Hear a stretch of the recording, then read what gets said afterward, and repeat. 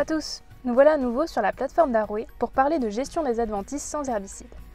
Après avoir fait un premier point sur blé et colza, nous allons à présent nous intéresser aux cultures de printemps.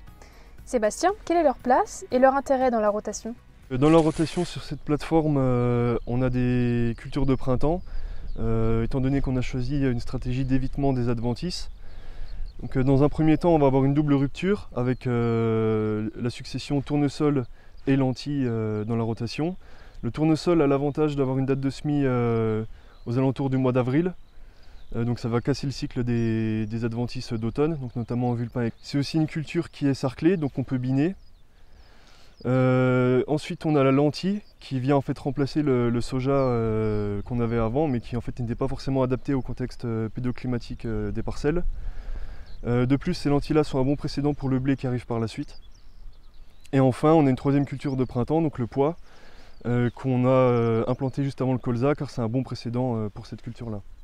Donc au final, sur la plateforme, on va avoir autant de cultures de printemps que d'automne, donc 3 d'automne, 3 de printemps. On va maintenant s'intéresser à notre stratégie de désherbage sur ces cultures de printemps, que je vais tout de suite vous présenter. Alors, tout d'abord, avant les cultures de tournesol et de pois de printemps, nous avons implanté un couvert d'interculture composé de mélanges d'espèces. Donc ces couverts ont été détruits ensuite en hiver donc, par un premier roulage sur gel, et puis ensuite complété par un labour qui vient remettre à zéro un petit peu la situation en adventice par rapport au précédent. Alors concernant le désherbage des cultures de pois et de lentilles, qui ont été semées le 20 mars, donc on a eu une absence de pluie un mois après les semis, ce qui fait qu'on a eu une levée très hétérogène, et donc les passages de hersétrie ont été très compliqués. Heureusement, dans le pois de printemps, les levées d'adventices il y en a eu très peu, donc la parcelle est restée propre. Par contre, sur la lentille, nous avons réussi à passer la hersétrie 2 fois en mai. Par contre, les adventices étaient assez développés, donc c'était assez peu efficace. Le bilan est donc plus mitigé sur cette parcelle. L'autre aspect, c'est que la lentille ici, pour récolter le plus possible de gousses, là on est dans un contexte de sol caillouteux, on a dû passer un rouleau après les passages de hersétrie pour aplanir le sol, et puis nous avons aussi associé la lentille à la cameline pour un effet tuteur et pour faire en sorte que les dernières gousses soient les moins basses possibles. Donc on va tout de suite aller voir Sébastien du côté du tournesol. Donc sur la parcelle de tournesol, on a décidé en fait d'avoir une levée le plus rapide possible. Donc pour ça, on a fait un semis le 19 avril sur un sol qui était bien réchauffé.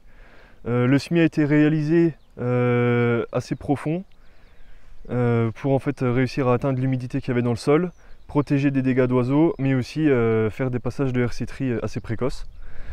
Et donc ces passages de hersétrie là, on en a fait 3, dont un premier en fait au stade une feuille, qu'on a complété ensuite par un passage de bineuse quand la culture était développée.